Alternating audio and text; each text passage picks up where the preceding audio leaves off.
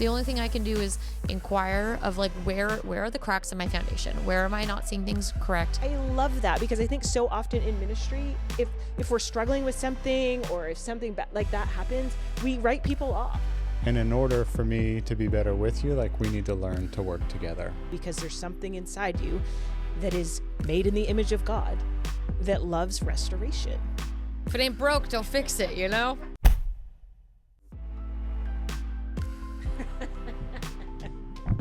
Podcast.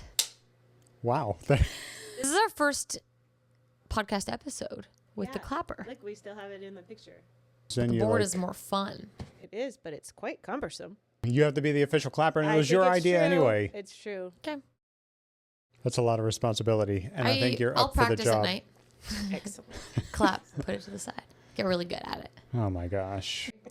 Hey, Seinfeld, that's the whole premise of that show, and that was a hit show. It's just wasting everybody's time? No, a show about nothing. Show about nothing. Like It was that- a show about everything. I know, but it was about nothing. That's how they pitched it at the studio, and it was shot down, I think, once or twice. But I think the purpose was to make people laugh. Yes, but it had no season plot. I feel as though every human experience I have had has a Seinfeld episode, which Of course, the is a writers show. were phenomenal. it's a show about my whole life. Yep. Really. Every question you wonondered. Does that have anything to do with what we're talking about Not today? even remotely close, actually, no. Fantastic. But that's okay. If somebody can make the connection. If we could loop in that somehow, we'd be really good. Okay. Let's see how it goes. Okay. Okay. So what are we talking about in today's We're talking about nothing so far. Oh, God.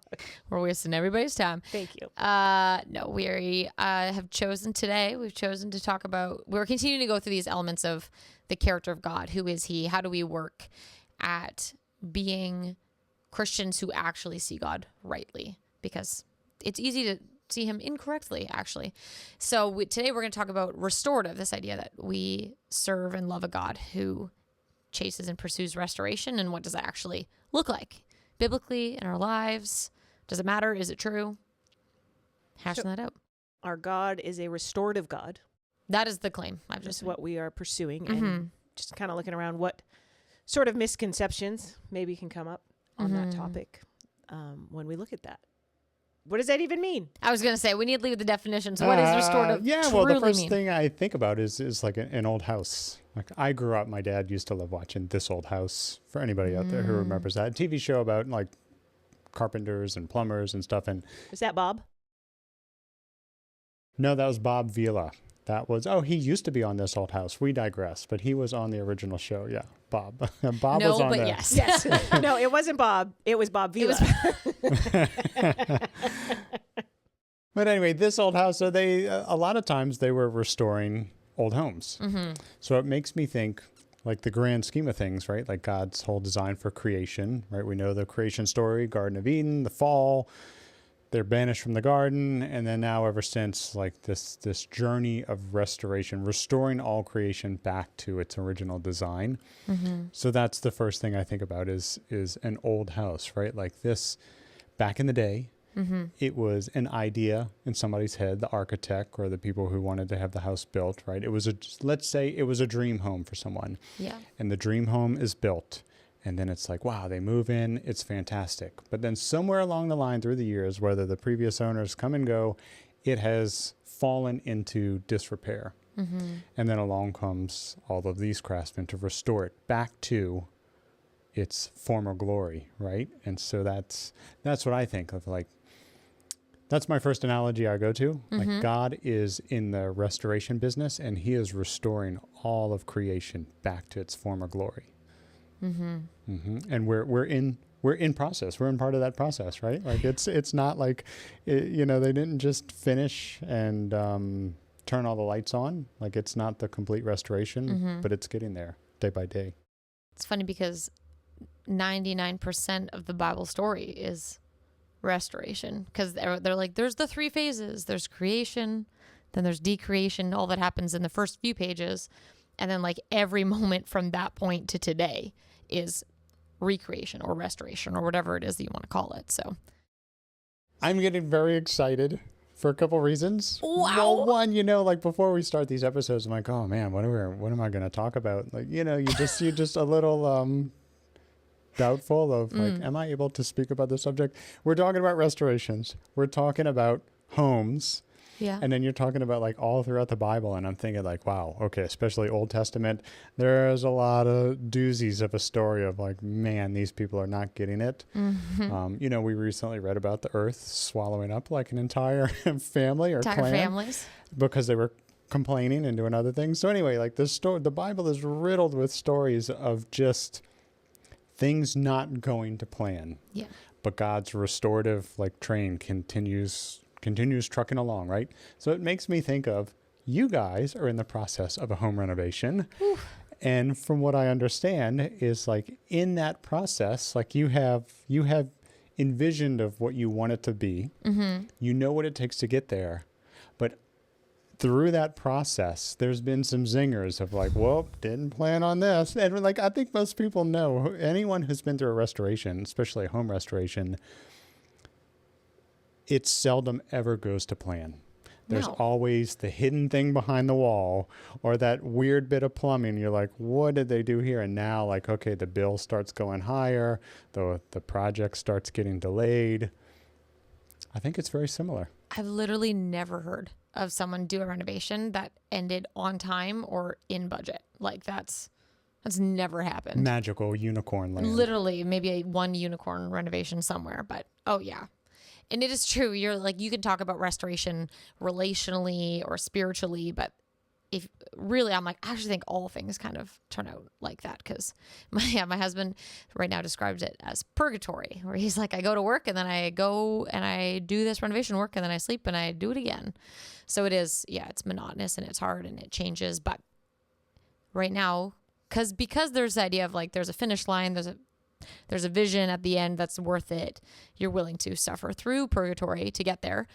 And maybe that's the challenging part about restoration from the biblical perspective is the timeline is extremely long and the vision is very hard to hold fast to. So like, I know that I'll be in my house that's finished in a couple of months because that's how it works. So it'll be uncomfortable and kind of expensive and time consuming, but it'll be over. And that allows you to like push through. But then it's pretty disheartening. As those things start to pile up or things get longer, that's disheartening, but it's still just a fraction of a window of time in your life. But then when you're looking at this, God's plan for restoration for all of humanity, and then you acknowledge that like our time on this earth is just a small blip on that whole thing, you go, wow, this is a way bigger plan with a way longer timeline. And as people experiencing just a very small chunk of this whole plan, it's probably pretty easy to get discouraged or disheartened in this, where you're like, man, there's so much brokenness. This is so not what it's meant to be. Like, how could you be a God of restoration if all I see around me are things falling apart and getting worse? Like, what is your plan? Because it seems bad. Like, it's not working. I could see that being a big question. Maybe this is a stretch, but I'm going to roll with it. Yeah. Is I like that saying, and Amy knows oftentimes I'll use it. I love this saying, if you want to make an omelet, you have to break a few eggs. And then Amy reminds me, like, you have to break all the eggs. But anyway, it's somewhere, if you want to make an omelet, you have to break some eggs. Yeah. And, that makes sense. And so here's the stretch of, like with the home renovation, there are things unless you're that magical unicorn where everything goes as planned and under budget, the norm is you're going to encounter some unexpected doozies that cause you to like, oh, now we gotta rip up all the flooring, right? It was unplanned and it's not ideal, right? You'd rather not do it, but you still go through with it because you know it's necessary to get to the outcome that you need, right? And if you don't do it, it's not going to go well, like in the long term, right? And so I wonder if like it's sort of like that, and that's where I feel like I'm stretching it, because I don't want to like simplify God's ways. They're higher than our ways, right? I don't understand. But in the grand scheme of things, like as he's working things out for all good, there are the life equivalent, in society and culture in the world, right? Like we see things and we just don't understand, like what's going on, right? All the other stuff aside, like, is God actually doing that? Is it the devil? Whatever reason, there's things that don't seem to be going, as well as they could. But I wonder if in the grand scheme of things, it's almost as if God, like, or the master craftsman's like, I need to do this. This needs to be done. Because if it's not, the final outcome isn't going to be perfection, right? Like it has to be done this way. And I think C.S. Lewis once said about people with like a toothache, they want to go to the dentist and just have it like numbed or something like that. And God's like, we need to pull the whole tooth, right? Like, you might just want me to take care of the immediate pressing issue, but I know what you need. I know what's best. And we need to do a full tooth extraction. And that might not compute with you. That might not be against like what you actually want at the time. Yeah. But God knows best. So I wonder if it's similar. Like if that's too far of a stretch to say that there are things in the grand scheme of his plans and purposes that might not make sense to us, but he knows. He's like, I need to do this.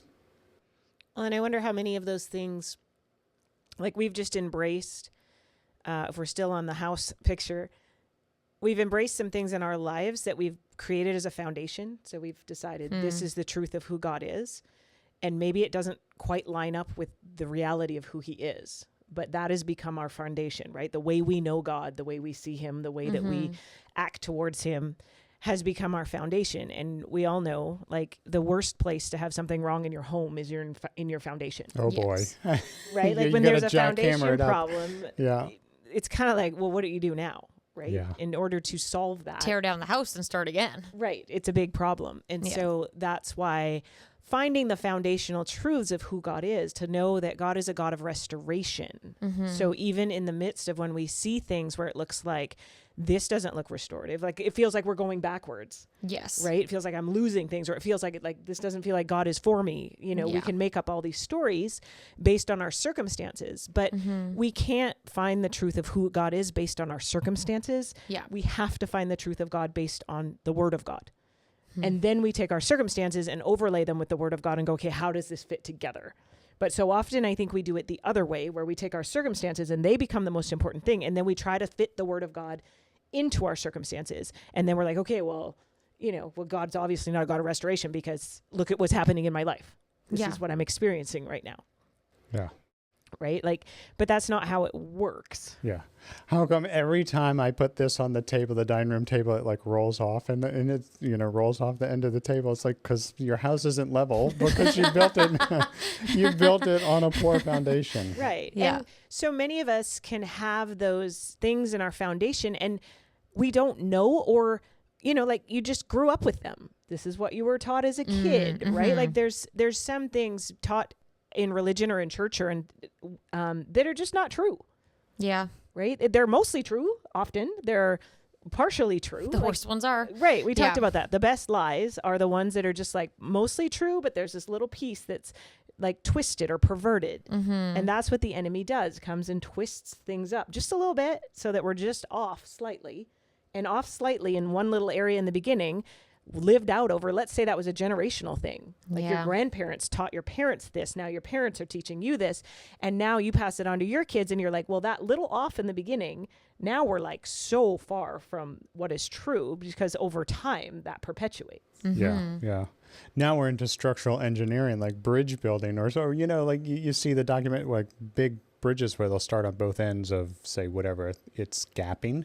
They'll start at each end and they'll meet. And I think the, what is it? The arch, the St. Louis Arch in St. Louis, Missouri, wherever it is.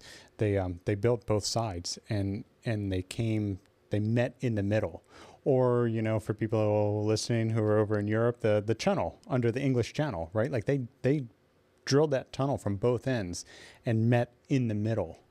And so it's like you think about the amazing engineering, like if they were off just like a tenth of a degree, that over miles and miles or kilometers and kilometers, that, it's not going to meet in the middle They anymore. are not going to meet. Yeah. So I think I get super excited about this because there's so many worldly principles to the necessity for correct theology, correct doctrine, correct views of God, like all that. Oh, yeah.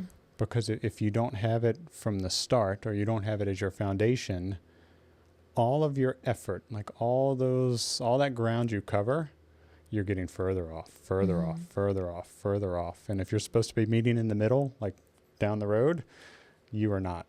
You're gonna miss the mark. You're gonna miss each other. Yeah, I think that I like. Let me phrase it this way. I would describe myself as a realist. My husband would describe me as a pessimist. That's neither here nor there. I think that I like to look at situations super objectively. In reality, I'm just trying to protect myself so I can't get hurt. So if I always assume the worst or whatever, then I can be surprised by a better outcome, or expect what's going to happen, then I won't be disappointed or whatever, like that very typical thing. And I think that having that posture in relationship with restoration is really difficult, because I think that restoration actually requires quite a bit of hope and quite a bit of surrender. And really, if you're going to ask God to restore something in your life, you really have to hand it over. And I think it's worth you sharing. You've had some pretty significant relational restoration. I forgot the word. And it's been sweet for me to hear and kind of believe for myself off of your own testimony and experience of that, because I think it's just a perfect example of like fully surrendering it over. And I'm teeing you up. I'm sorry. I know you don't like that, but I think you should talk about it. Restoration. Yeah. So I think it is, well, there's so much of restoration. Like, you have to have something to be restored. Right? Like, yeah, it's a funny thing where you're like, oh yeah, I love restoration. I want restoration. I think that's great. It seems awesome. But it's kind of like having a testimony. It's like you need to go through a test. Yeah. So in restoration, something is lacking. Yeah. Something's missing. Something's broken. Something's not working. You're like all of that stuff. And so, yeah, I've gone through a series. Relationships can be challenging, I think, for sure. I mean, probably every problem on the earth more so than not is a relationship problem. Really, like if countries could learn to get along, and if all of these things. So for me, it's just been cycles of that, where I've had, we go into a relationship, and I think I'm full on. I'm all or nothing kind of person, and so fully show up in that relationship, and okay, we're gonna do life together, all the things, and then when things maybe don't jive quite. Maybe, you get a little tension or a little bit of pushback or just something, like resistance is going to come in relationship. I don't think I knew well how to navigate that. So my go-to would be like, okay, well, I guess this didn't work out. Let's just cut that off and move on. See you never. Yes. So, or just like, it didn't work out. Okay, next. And so that could create like this mental, I could build a doctrine then on that, or a truth in my life that relationships just don't work. Or close relationships don't work, or this will never happen. Right. And, in the last, I guess, 5-6 years, an opportunity to go through that cycle again happens. And yet for the first time, we have a different ending. Yeah. So things got hard, weren't seeing eye to eye. And actually we did take kind of a stepping back, in that to try to sort it out. Right. And I would say very similar patterns in before, like, I think we become very dependent on other people, or just on their opinions, or, in an unhealthy way. Right. So I would say in this relationship, I learned after the fact now, when we've settled that out, is like, I would go to her before I would go to Lee with things. Like, she would hear the stories about stuff, or, all of that before Lee, or sometimes in place of Lee. Yeah. And so along the journey, of the conflict of that relationship, when it was like, when we started to pull back a little bit, because it seemed like it was maybe we were clashing, but then it also just seemed like we were too, I don't know what the word is. Intermeshed. Maybe, yeah. Like enmeshed. I'm like, okay, there's probably a better way of doing this. In pulling back that, I started to see that. But it was interesting, because then I like to self-protect. And so I would just kind of be like, yeah, like, I understand. So I would just pull back, like where we would text like every day, all day, then I would stop. Right. And my thing was like, well, I need to be more connected to Lee and do that. But really, it was a little bit of self-protection of like, I just don't want to do this anymore. This isn't fun. Like, we got to the point where, I don't know if you've ever been in a relationship where just like, you probably haven't, but where where it's just not fun anymore. Right? Yeah. Like, because you have so much conflict and it's just like the baggage has now poured up because we didn't have good skills to deal with it along the way. And so now it's just at explosive. Totally. Right? So everything so we were in every small thing is huge and everything's so then it's like trigger city, man. Like, so layer upon layer upon layer over the years. And now we've never really dealt well with our stuff. So she has her resentments. I have my resentments and we're clashing. They're not mixing well. No. And then what we ended up being in, which is really interesting, is because we've talked a little bit about like attachment theory. I don't know if we ever talked on the podcast about it, but I don't think so. Okay. Well, so my friend is all about attachment theory and in that realm. So thankfully she was learning about all this, becoming a counselor, learning all the things. And so we were actually able to start applying that. Yeah. And so what we learned is that my attachment style is one that blocks. It's like, if I don't like what's happening, I will avoid you and I will block you out. So avoidant. And then hers was more anxious. And so the moment I push away, she gets anxious and she's like, no, like she comes to cling closer and tries to hold closer. And so then we were in this crazy cycle of every time I'd push harder, she'd try to cling harder. And then we were just like suffocating each other. Because you're like, what are you doing?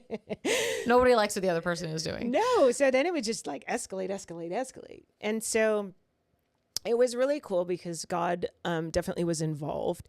And at one point, she had just kind of mentioned that, she had, we had desired to have like a closer relationship. So like this idea of, intimate friends it's a concept I really like, but I don't actually like to talk about it with the person because I like to avoid. So to actually talk about that with someone is too risky. Yeah. We'll talk about it in theory. But she was willing to talk about it. Yeah. But so when she would put it on the table, I'd be like, she's like, yeah, like I'd really like, can we be best friends kind of thing? And I would just be like, instead of saying, no, I don't want to be best friends with you, I would be like, no, I don't have any best friends. And I don't, like I just kind of believe in best friends. Best friend. That's not something I don't have. Lee's my best friend. And, like not admitting, would I like to have closer relationships with people? Yes. Yeah. But because of this conflict that we're going through, I'm like, well, I don't want to be best friends with you. Like, this is hard. Like, you're choking me. So then it was like, we went through this cycle. And so in that, we were both definitely like, love the Lord, seeking the Lord. And so she had felt like God had said, hey, I need to lay down the best friend thing. Yeah. Right. And this was I took that very seriously. So I was like, okay, yeah, you need to lay down the best friend thing. Let me help you. And so we ended up, and it worked out in the end, but it ended up where we only saw each other just kind of in a group setting for a while. And what was really neat over that time is we both did some separate healing. Like for me, with my marriage and realizing, hey, Lee needs to be my first source to go to and all of that. And that really got better. And then for her too, with her family, like I realized I had become more important to her than her family. Right. And I was like, I don't like that. I don't want that. So yeah, she really grew in her marriage and with her kids. And now you look like their family, like does family stuff together all the time. And it's just like, to me now on the other side, I'm like, God, this is so incredible because I don't want to be in the way of that. Yeah. And to see how she's healed with her girls and they're just like this whole family unit thing. And that was like, wow, that's amazing. But in the midst of it, you're like, I kind of feel like a jerk because it's like, I'm like, yeah, you're like, we restored nothing. We actually broke everything off and don't talk to each other really anymore. Yeah. So then we were still in a like group together because we do like a group that meets together weekly and we're seeking the Lord together. And so that was still like in that. So we've still stayed connected and, continuing on that path. But I really didn't know. Like I had a hope that this could be restored, but I didn't know because it's never happened. So you're kind of like, yes, I have hope in God, but I haven't seen it. And it's just been really neat because this past year on my birthday, we actually, we've done things on our birthdays in the past. Like my birthday is kind of a significant marker in our relationship because of like 2 years ago was when the big blow up happened and it happened on my birthday. Right. And so last year, I think we still did something, but I was still a little iffy. I'm like, we good? We not good? Like we're still in a healing journey. And then this past year in November, we went out and spent the day together and it was full circle at that point where I was like, oh, this is healthy. And to the point now where we laugh about it, we talk about it. We both feel kind of dumb about some of the things we've done, but God's hand was so on it, like in moving in that and in the choices we made. And, she had a real significant moment too of just being touched by the Lord and God just showing her part. And she was like, oh gosh, like, this is so gross. Like, why? I can't believe I did that. I'm so sorry. Da, da, da. Like that whole, it just took her through this beautiful space of like delivering her from some thought patterns and some old history stuff. So yeah, it's been really cool to see the restoration on the other side. And then also being like, wow, that's not possible without God. Like we couldn't have pieced that back together. Both of us went through a healing journey and God moved, right? So the power of restoration comes in his spirit, in his truth. Yeah. And in that whole space. And so now, yeah, I would say we're closer now than we've ever been. You know, like I still don't use the term best friend because I'm probably scarred, but I would say she is one of my best friends, like, you know, and there is a mutual, like, just love for each other, but also we've learned how do we support each other? What does friendship look like? You know, and we own our stuff, right? And now we actually challenge each other a lot in a good way. Like, and I love that, not in a challenging, bashing heads anymore. No, that's so good. Like, as Amy's sharing, I'm thinking, like, wow, it's so, the story about restoration of personal relationships, I think is so key. Because I'm thinking, if God, you know, in the beginning of this podcast, we're talking about like God's the God of restoration. He's restoring creation back to perfection. But if you, like the world, the earth, you know, just removed all the people and it was just, you know, the animals and the fish and the birds, like there were no human beings anywhere. It's like, yeah, perhaps he could restore that. Like the hand of God is like cleaning the water and purifying the air. But the way I see it is that he has chosen to partner with his creation, so us, human beings, to bring about restoration to the world. Yeah. Right? And that boils down to personal relationship. So, as we said before, we're not living by ourselves on a deserted island. Like we have to interact with other human beings out in the world. So there's, you know, you have your family, your friends, coworkers, teammates, whatever. Best friends. You know, besties. Amy was mentioning like countries, you know, or governments get all like all of these institutions are simply people learning how to work together. And so I think it's pretty profound that, you know, God, if you think about God wants to bring restoration and he wants to bring it through his people. And in order to bring it through his people need to learn to work together.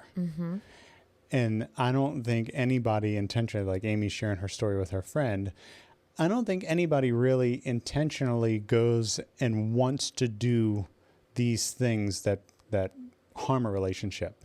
Like, well, I'm going to purposely act this way. You know, maybe I've never met somebody who does that. I'm sure they are out there. But I think it's I'd like to give people the benefit of the doubt that we're all just doing the best we can with what we have. You know, and maybe our upbringing, our environment, whatever, like we bring to the table the skills that we've learned over the years. And oftentimes some of those skills are built on a faulty foundation. Right? And like hearing Amy's story, it's like, whoa, you know, you stop and then you realize like, I didn't see this or I didn't notice this, but I was operating like from a faulty foundation. But I desire to work better with this person. I desire to have a deeper relationship with this person. And now it's like, whereas before, like they could have just, you know, in the past you said form a relationship. You're just like, okay, that's it. And there's a lost opportunity to work together with somebody to make the world a better place. You know, but then now if you approach every relationship like, hey, this is difficult or this isn't working, you know, it takes two to tango. So if both people pursue a healthy relationship, man, like let's play a hypothetical. Just imagine every single person on the planet pursuing that. Yeah. I mean, what would we have, right? Like, what would we have? We'd be just that much closer to heaven. Just this much. And what I particularly love, I think, like, there's people who work in restoration and that's their job, is to help restore relationships. Like you see it in like conflict counseling or even like governments between indigenous people or whatever. Like there's 1,000 examples of that's people's entire job and careers. And so I think there's a lot of ways you can do it, but I don't want to put words in your mouth, so you can correct me if I'm doing that. But it sounds like what was different about any other time is usually it feels like there's two routes. Either we're just going to keep talking about this thing in circles until it fixes itself, or it's over. And you chose a third way of being like, the two of us sitting down in a room and just talking this over and over and over and over and over again in circles is not helping. Like, we're not going to get any better. We're just both mad and frustrated. And this option of like, well, I'm just going to cut you off then isn't that helpful either. And so you like chose this third way of actually truly being like, okay, I'm going to hand this over to God. If we never come back together again, that's okay. I hope we do. But also you're like, could I look at my own heart rather than being like, what are all the things that they did wrong and how you're like, okay, I'm actually the only person I can fix is myself. The only thing I can do is inquire of like, where are the cracks in my foundation? Where am I not seeing things correct?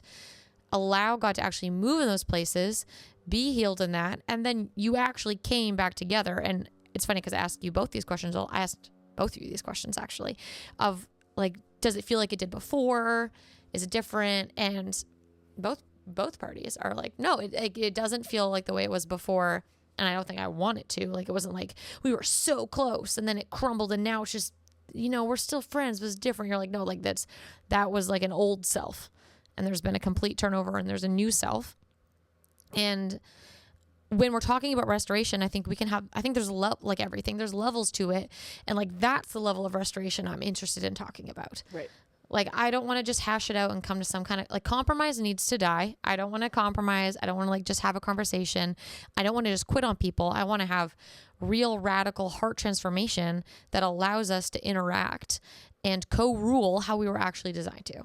Because that's the only thing that's going to be effective. And I think that that's really what we were made for.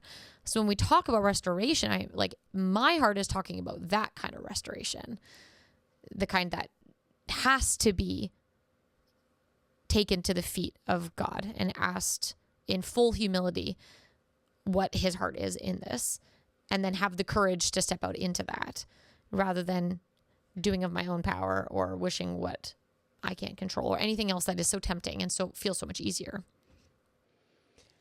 I mean, I think her and I stumbled into this, right? It very well could have played out the same as every other time.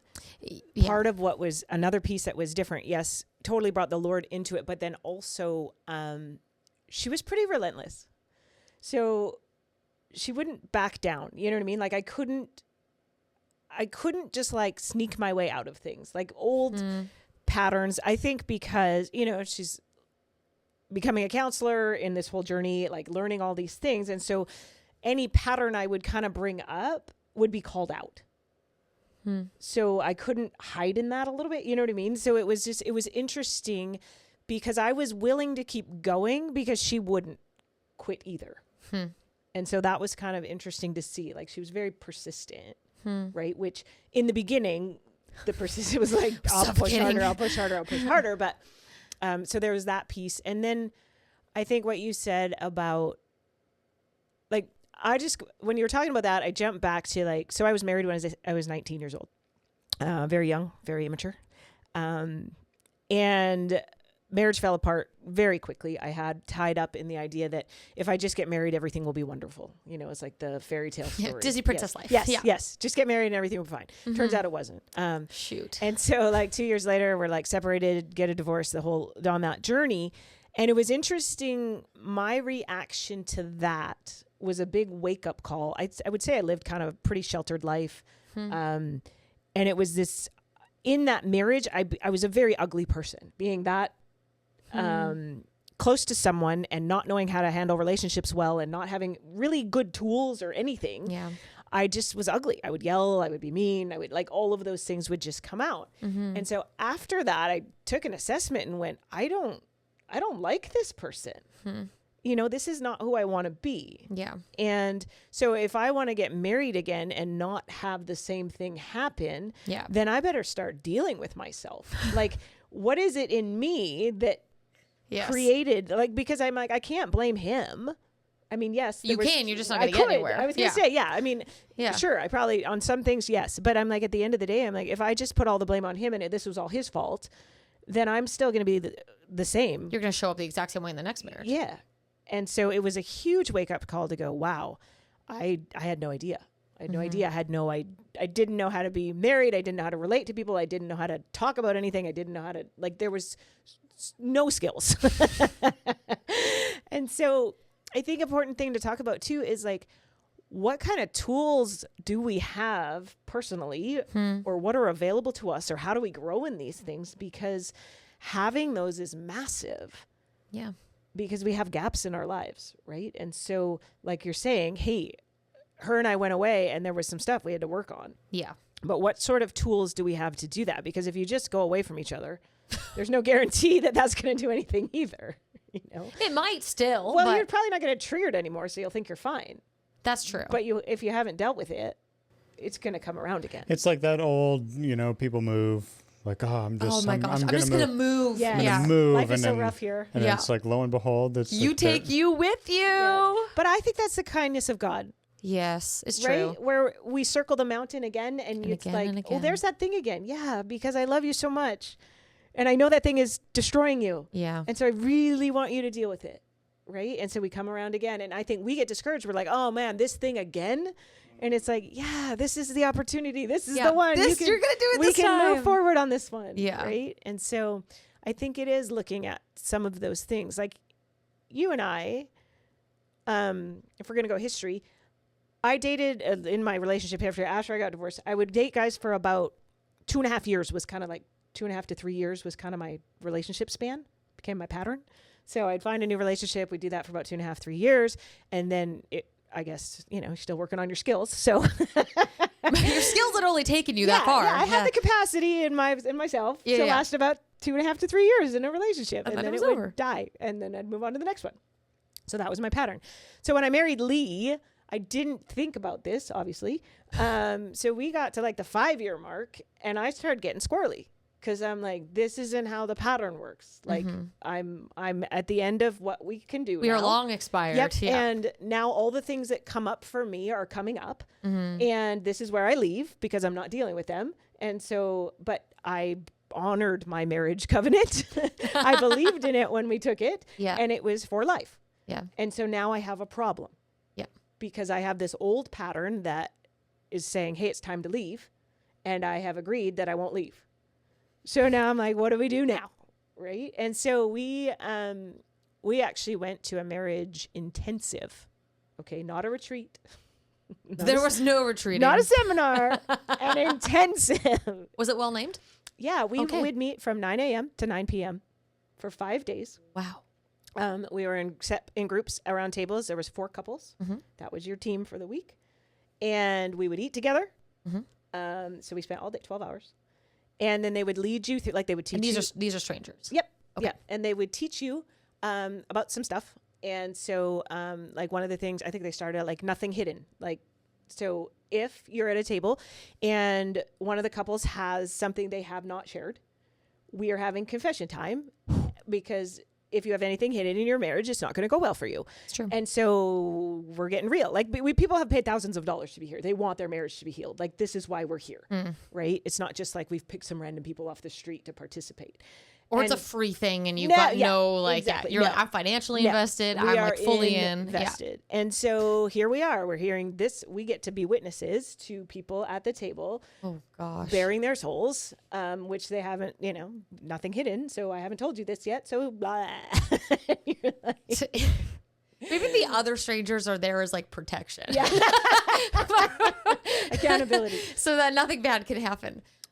That's There was a couple of things that were really neat. Like on a side note, we were all very broken. Some greater levels than other, like some unfaithfulness in the marriage and stuff like that, like heavy stuff. And I loved in that situation where one couple would it was your time to share, and the other couples were meant to like be there and to pray and to support and all of that. And this is my favorite picture of ministry because here we have this couple like unfaithful in their marriage. They just have bared this like to us, like they had known each other that was happening, but they're telling us for the first time. And so it's like, wow, heavy, Yeah. and their time is over. And now it's the next couple's to go into like a different time. And we're doing this thing.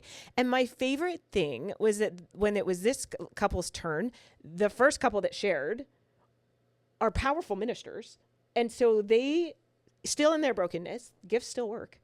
You know what I mean? They're able to minister to this couple powerfully. And I was like, I love that, because I think so often in ministry, if we're struggling with something, or if something like that happens, we write people off.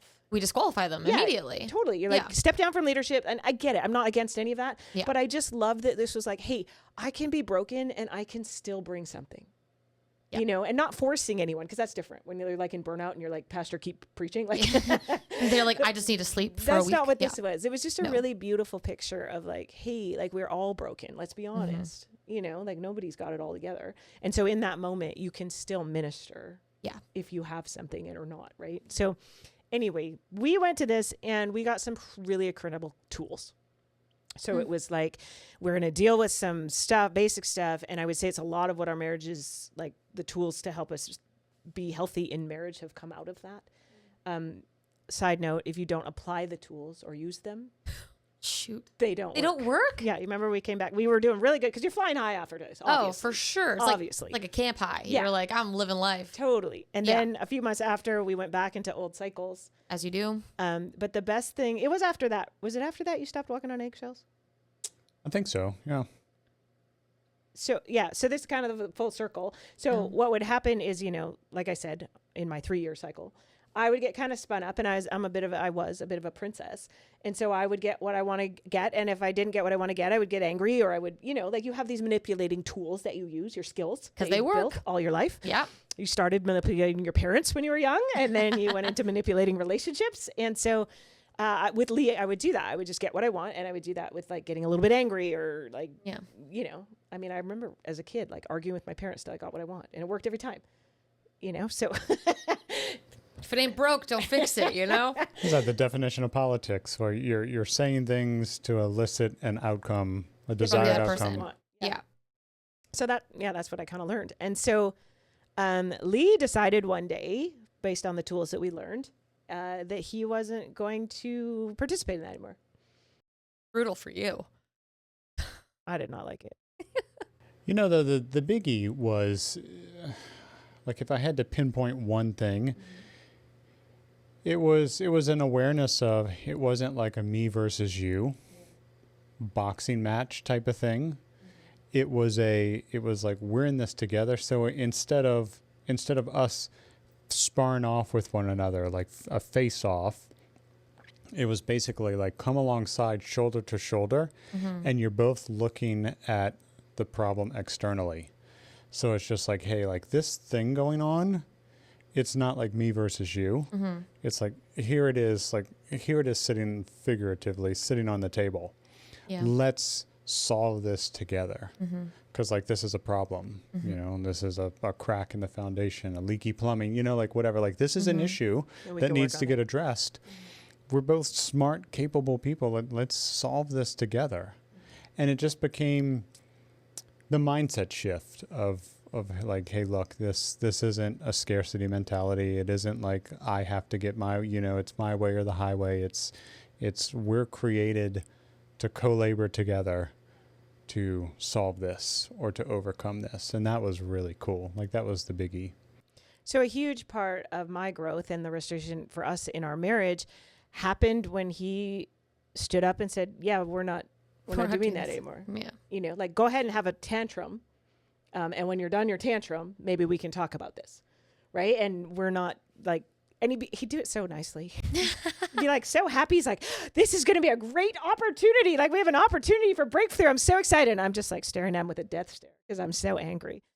But he wouldn't let me get away with it. It must have been the anointing of God. Yeah, right. Like, she's like shooting laser beams through my and head. you're like so happy. But paired with, we actually have a tool book we went home with. Yeah. And so we learned how to identify emotion and what's going on. We learned how to communicate what's going on and to listen, right? Like, they would teach you, hey, one person is talking right now and you just need to listen, and you don't get to defend yourself or reply to anything other than like clarifying questions. Yeah. You know, like, oh, well, how did that make you feel? Or like, are you saying this? You know, stuff like that, where it's like, okay, we learned some communication skills. We learned how to deal with lies that were coming in. Yeah. And nail them to the cross and hear the voice of God and what was true and apply that. So both of those are needed.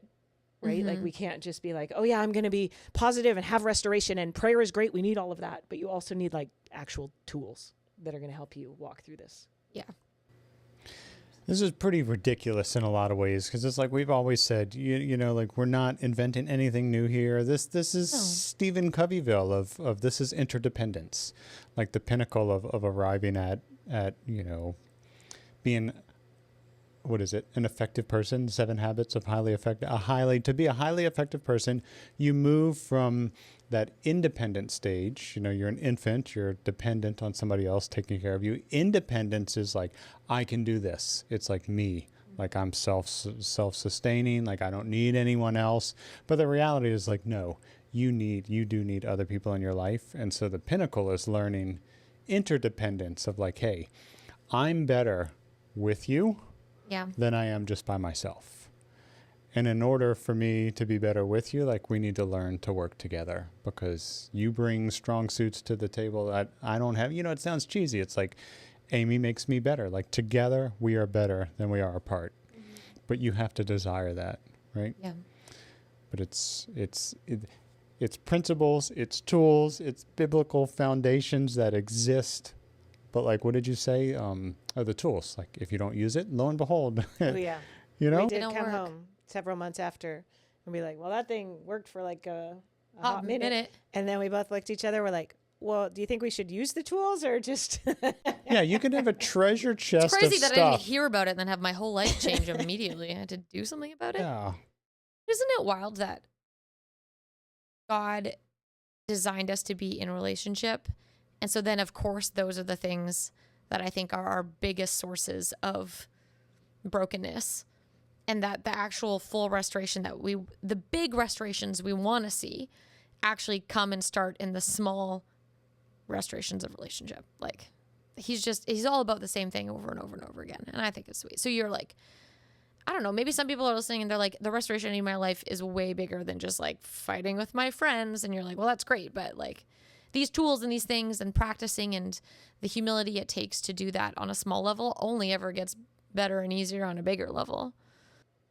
Well, and I think it is understanding that that is God's character and his nature, right? This is part of who he is. So whether it's the simple restoration of something that feels small, right? Or a relationship that feels big or anything in between, right? There is this, it is revealing who he is in all of those situations, because that's his character and nature. And then what you talked about is like, hey, we're made in his image. Therefore, we are to be people of restoration. Yeah. And what does that assignment look like played out in the millions of people on the earth? Like it could look very different. If only we had somebody who had demonstrated for us what it looks like to walk it out perfectly. We might even be able to get some tools from that person and figure it out. I'm just saying it plays out in so many like you could look at even house renovation where you think, oh, that's kind of silly, but that's a beautiful thing. Like I love watching any show on like a transformation in any way, like a house renovation. One of my favorite jobs that we've had was working with my sister in a painting company. Why? Because you took something that was like beat down and needed to be restored, and you always left it better than when it was. And you got a starting, you had a finish, and you had a transformation through that process. And I loved that, right? Because I think we're wired for that. We're wired, like, why do people like makeover shows? Why do people like house renovation shows? Like, I think they do because there's something inside you that is made in the image of God that loves restoration. So back to just the foundational layer of okay, what do we believe, us three sitting here? That God is a God of restoration. So restoration is restoring something, and restoring something is bringing something that used to have former glory back into its or better. Original. I think if you look up the definition, it's like to what it's divine to be or better. Nice, yeah. I think, it sounds like it will be better. So a fun thing then would be like to explore, like what was the Garden of Eden all about? You know, like what did God create? He said to be fruitful and multiply. He said to take dominion, to take that little garden and expand it into the earth. And so you had said that comment about like, hey, take all the humans out of the planet and then it would restore itself. I don't know if it would. Because if God's original design was to have humans in it, what would actually happen if you removed all the humans from the planet? Like, I get it, we beat it up, but on original design, he didn't create it without. Yeah. Oh, no. I hope you didn't miss. I missed. No, I'm not. Yeah, I'm just saying it's an interesting thought. Yeah, Like, we often yeah. say this thing, like, hey, Yeah. the Earth If would be people restored. disappeared, then the whole cities would disappear and the jungle would come back. Everyone talks about like the Earth would be fine if we weren't Right. here. Yeah, what I was saying is he could do it without us. Oh. He doesn't need us. Right. So, but But he he would chose. have to manage the planet.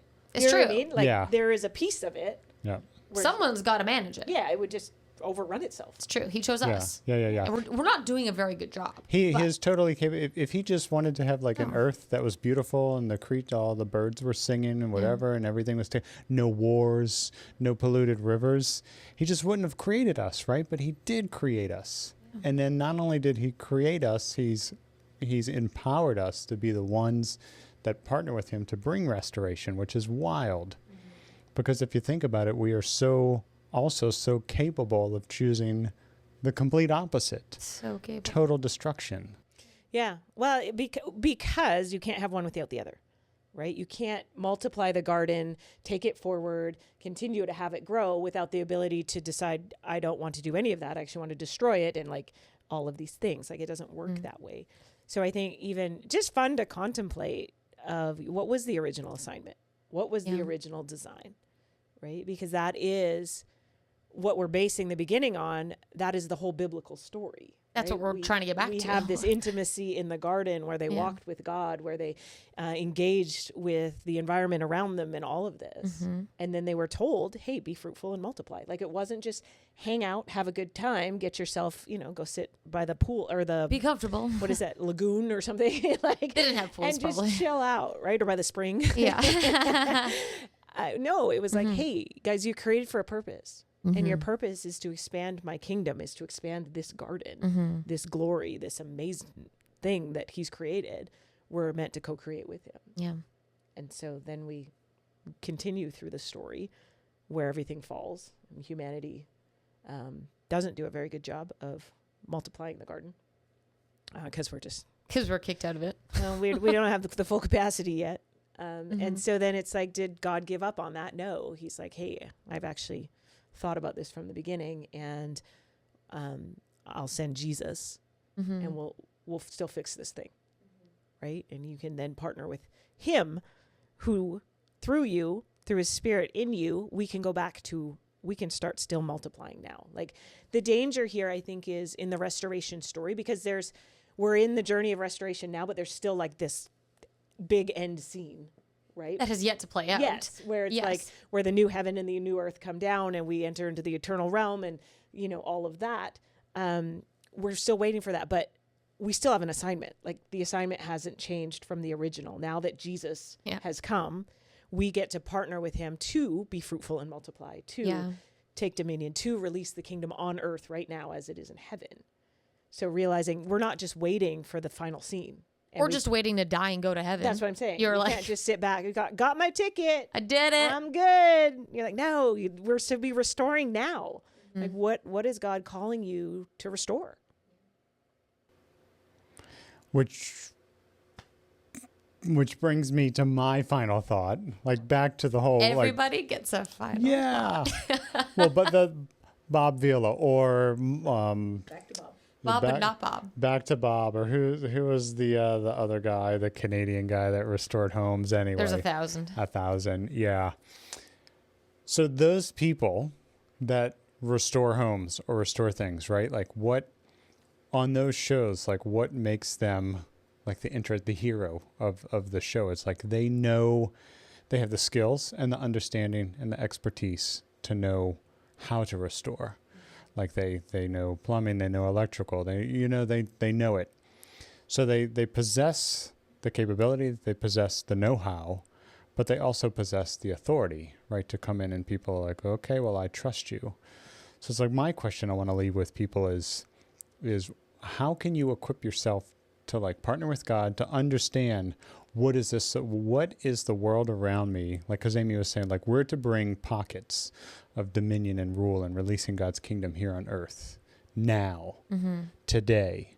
So it's like to learn not just our authority we carry to do that. But what does that look like? So when you walk out of your house into the world and you're at the grocery store, wherever, what does a redeemed or restored environment look like? Mm-hmm. And I think that's starting to ask God that question, because with the expert you're talking about, I think because they know where they're going. They're like, hey, this, they have the draft up, the images and all this stuff. It's like, here's where we're going. This is what is going to be created out of this. And when all the unexpected things show up, they're like, it's okay. Unexpected. Yep. It's going to cost a little more money. It's going to take a little bit more time, but we're still going to get here. The picture hasn't changed. Just because we hit a circumstance in the road where you're like, oh crap, all the wiring in this house is really old and we didn't know. Now we have to replace it. They don't look at the finished product and go, well, guess we can't do Throw that now. out the window. Yeah. Like it doesn't apply anymore. You're like, no, it just means there's a little more work to get there. Yeah. Right. And that's in the same in our own lives. Like, what does it look two parts individually for me to be fully restored to God, to see him rightly, to know who I am, who I'm created to be, that when I look in the mirror, I'm like, yeah, like I'm a child of God. I have the fullness of his salvation. The fullness of his spirit lives in me. So I can step out into any assignment he's given me because he's there with me.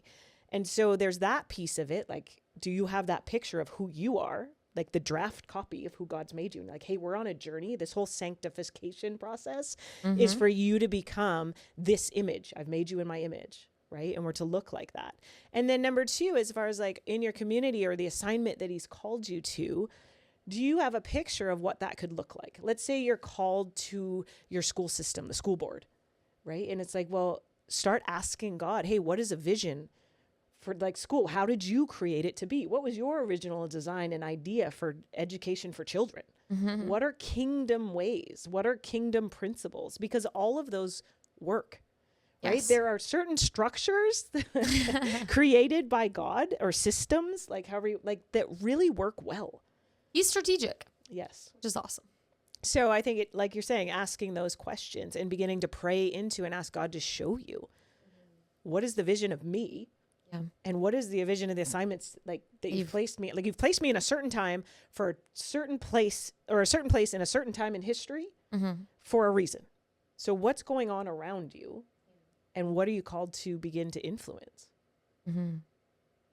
We should start like project restoration.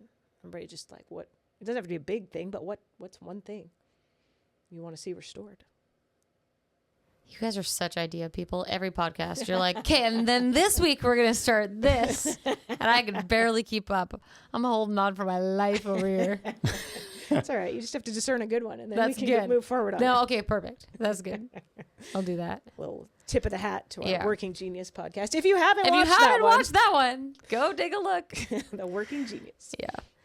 No, I just keep coming. And this is where every time I go, I need to be better reading my Bible or remembering where these verses are from. I think it's in Hebrews, but the verse where Paul instructs us to run the great race and to shake off all the sin that entangles and fix our eyes upon Jesus Christ, the author and perfecter of our faith. I'm like, I think that's what restoration looks like. We're able to run the race. We can shake off everything that's tangling us up and do the things we're supposed to be doing, fixing our eyes on him. And you're like, amen. Let's do that. It is pretty funny. Actually, it was pretty hilarious. Hey guys, thanks so much for joining us. Thanks for being here and following Cultivate Connection. We really appreciate you being a viewer and a listener, however you're consuming this content. So thank you from me, Lee, Marika, and Amy. Thanks for being with us. It's for you is the reason that we put out this content. So it's true. And if you like this, great news. We have more than just this one episode. We actually have multiple seasons of this conversational style podcast. And there's also hundreds of meditations out there that you can utilize as well. So we want to encourage you to like, subscribe, follow all the buttons, share with your friends, comment below. If there's any topics actually that you would like to hear about, throw it in the comments. We would love to hear back from you. bye.